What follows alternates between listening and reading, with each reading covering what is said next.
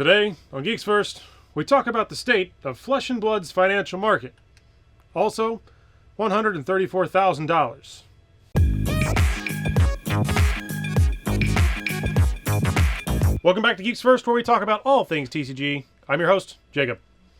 Buyouts. Like it, love it, or just plain hate it, buyouts are another thing that you must think about nowadays in any collectible. But let's take a moment to review a few photos from a particular website that may or may not be the single most influential denominator of the secondary market in trading card games. After spending nearly over 100 hours data mining for this one video, I feel prepared enough to show you some spicy takes. Now buckle up, Buttercup, because the facts are about to hit you like a freight train. Let's see if we can play Spot a Trend. Are you ready? Let's start here. Now, how about this? What about this one? Here's another. As you can see here, these photos are from the de facto go-to place to buy any collectible outside of your local gaming store. In almost any trading card game, that site is none other than TCGPlayer. And interestingly enough, I'm not sure that most of you even noticed or saw the difference in any of the photos that I just showcased. Are you intrigued? I was. I, like Alice, fell into a rabbit hole and will bring you along for my journey as we discuss the little-known fact that I uncovered. Now, before we dive in, I do want to take a quick moment to say you should take a guess and share in the comment section below before we reveal the secret. And that secret has been hiding in plain sight all along this whole time. But no, seriously, like, share, subscribe, hit that bell for more content. Oh wait, too much spacing. The answer is so big-brained, so elusive, even yours truly didn't notice it until writing this video. The difference is so subtle that, to inform you, indoctrinates you into a secret society that you will now be a part of one of the best kept secrets to ever echo the halls of Flesh and Blood in its history. Your name will go down as one of the few thousands who saw it here first, and as one of the most in-tune members of the Flesh and Blood community, it is my honor, no, nay, privilege to show you this amazing nugget of data, and it's all thanks to you. Yeah, you, the viewer. That secret that I'm about to reveal about the current state of the Flesh and Blood financial market. The photos that flashed right before your very eyes are indicators of a healthy, growing, popular, amazing trading card game that, if I can be so bold as to say, will stand the test of time. So long as you, yes, you, keep doing what you're doing and enjoying the hobby. Now, I'm sure you have questions, and I do want to let you know the how and the why. So let's break down these photos systematically. All right, first, we're going to take a look at Welcome to Wraith. Let's do a deep dive here as to, it will help explain what is actually going on. So back to the first two photos here. What is the difference? Photo 1 or photo 2? Like going to the eye doctor, you may not really see a difference at first, but which would you believe me if I would say the current narrative that you want to see unfold? It's like taking the Matrix with the red or the blue pill. The photo, in fact, is the heart of the financial side of YouTube, and the debate is what you see unfolding. Now, did you see the top 12 cards in Welcome to Wraith, or did you see the top 12 best-selling cards of Flesh and Blood's Welcome to Wraith set? Is there a difference? Well, first, we see that the image is sorted by highest value to lowest value, and you can see that there are some indeed amazing cards listed in this photo, and some of these deserve rightfully their own place in history as far as some of the most iconic cards to so far ever grace this amazing game. But what that photo is not telling you is the hidden information, that the data that no one seems to want to point out. Volume and quantity of sales within each card of that single image. Now, one might say that one photo represents merely a meager 1,200 cards sold, while the other represents around 10,000 cards. Now, let's take a look at this same set, but what is the difference? Which represents around only 10% of the other volume in sales. We must begin to look deeper and beyond the value of cards specifically. Now, these cards, which are also great cards and will also go down in history as some of the most iconic and playable generics, as well as some class staples for their respective classes in the set Welcome to Wraith. But why is this list so much different than we first thought when we see all these cards that are all expensive? Where are these expensive cards? Where are the free tendies taking us to Tendy Town? They're not here. They're is the hidden gem. This is literally the nugget of truth that took me 100 hours to discover. There are the top 12 cards of TCGPlayer sorted by best-selling, and I must put the caveat here that this is as of 3/14/2023. This list does change, and it can change on a dime. Yes, it will change over time, but this snapshot is basically a great vestige to show you what it is as of today. Now, but Jake, the game is too expensive! No, clearly it's not, and let me explain why.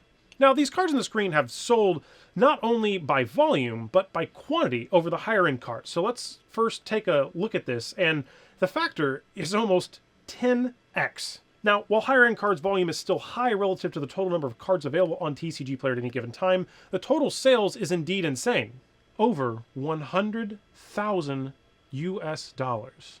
Greetings here, editing Jake in the later half of this video. Just wanted to showcase something here because technically I haven't shown the work, and one of the things that I want to do is show just a little bit of this.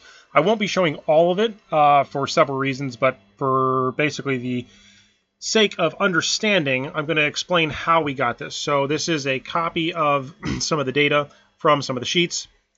You'll see the name of the card here, some data points, as well as the date, condition, editions, quantity, which is this column here that I just was messing with.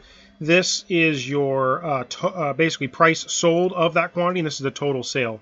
So now if we take this and we were to go down, you can see that this is a lot of data going back all the way to the January 1st, 2023, which is where this journey begins for this data set. And in that data set, you'll have a summarization of total quantity. In this case, for this particular card, is 1,461 sold. You'll have an average quantity. In this case, an average was 3 copies or 3.02 copies on average per order sold.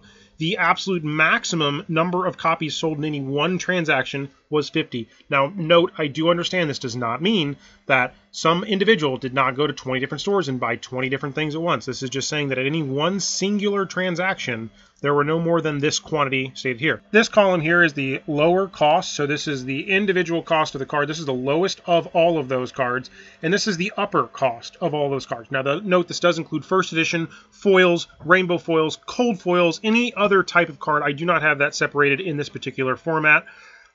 Here is the absolute highest sold value, which these two typically are about the same. And then the average cost is taking all of these in this format and basically creating an average of that, in this case, $3.14. The total here is the summarization of the sum, which is of each quantity times number, meaning that in this case was $3,680.98.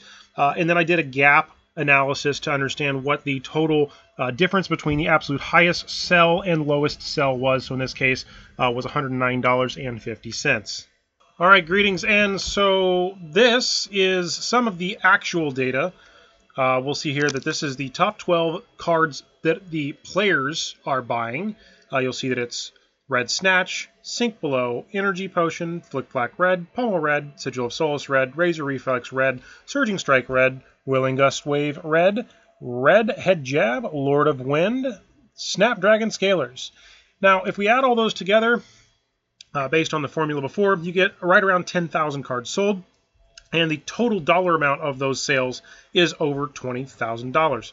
Now, if we do the same thing for the top 12 cards that are actually what I would call collector targets, or the top selling highest, you have the Tunic, the Braveford Bracers, Enlightened Strike. Note that there were over 500 of these sold. That was kind of a unique opportunity there. Mask of Momentum, Scabskin Letters, and Tectonic Plating. I actually stopped at the Legendaries because it was just well over where it needed to be for me to demonstrate my point here.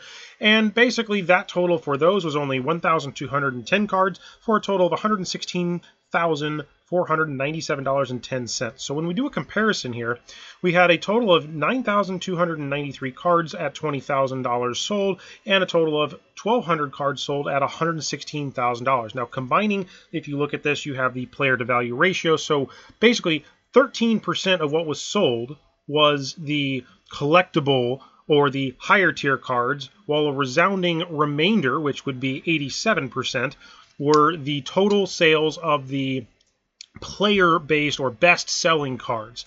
The grand total here was $137,000, and if you take out every cold foil that I could find that was sold between those numbers that I had, you're still talking $130,000. So I ballparked it at about 134 when I did this, so apologies that number's a tad off, but back to the show.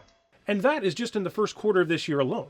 Now, that is not talking about the other 9 sets in Flesh and Blood. No, I do have data on that, but that is for me to analyze and maybe talk about at another date.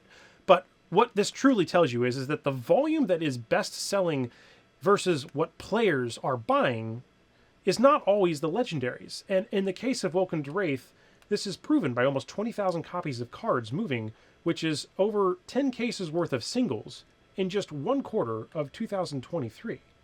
Now, onto my final thoughts here, because the lack of quantity of cards on TCGPlayer is for one of the following reasons that I can presume to be true. 1. The LGS or TCGPlayer's single box, heck, even the most folks who do mass box openings are not opening enough product to satisfy the current demand uptick, given that the market has spread into new regions such as Japan and Brazil, as well as the uptick from demand from players who, in droves, are abandoning MTG and are like even new players who want to try out the game. This game literally is generating headline after headline because they're knocking it out of the park. They're not dumping cards in the trash can, and they're not selling you high-end proxies. Number 2, the current EV of boxes before the price spike circa about a week ago were not making it as worth it for a store to open sealed boxes at the LGS level versus just keeping it sealed and selling those boxes or packs to a player, or even hosting an event such as a draft or a sealed event. Number 3, HP1's value versus cost of box is still not actually at the right price ratio to make mass box openings worth it, due to the demand of certain heroes who are in demand today, but are not really in demand because they are not relative to the meta. Now, we have less expensive legendaries that are locked to a certain class, and because of that, that's nothing bad about History Pack 1. It just means that those cards, because they're not relevant to the hyper-competitive scene, won't be picked up near as frequently as ones such as the Ninja staples in WTR. You know what card I'm talking about. Mr. Mask of Momentum there, I see what you're doing, yep. This will indeed further be needed as the game ages. In summary, this was a video that was focused on the interpretation of the data, and with that, I don't think I'll go super deep into the finance side of Flesh and Blood, unless I really need to, or maybe you would like that to be a thing. Comment in the section below to let me know. But after spending over 100 hours of gathering, analyzing, and normalizing data, I felt confident in the analysis to show you that this data, and in my eyes, proves that we are not all surrounded by evil investors, but a combination of many factors, mostly unprecedented game growth, and a game that indeed is stealing the hearts of many, many Magic the Gathering players. Until next time, may your games be fun and your friendships grow.